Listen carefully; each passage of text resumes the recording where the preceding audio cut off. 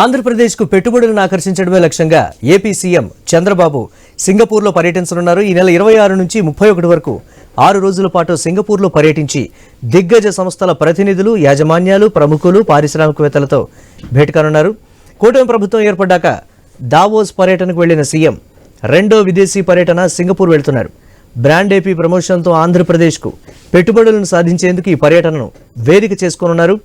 ప్రభుత్వం తీసుకువచ్చిన నూతన పారిశ్రామిక పాలసీలు, స్పీడ్ ఆఫ్ డూయింగ్ బిజినెస్ విధానాలను వివరించి పెట్టుబడిదారులను ఆహ్వానించనున్నారు ముఖ్యమంత్రి.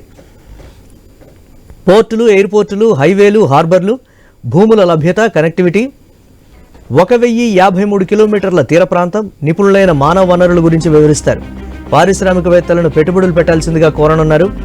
మొదటి రోజు సింగపూర్ సహా సమీప దేశాల్లో నివసిస్తున్న ప్రవాసాంధ్రుల సంఘం నిర్వహించే తెలుగు డయాస్పోరా సమావేశంలో సీఎం పాల్గొంటారు.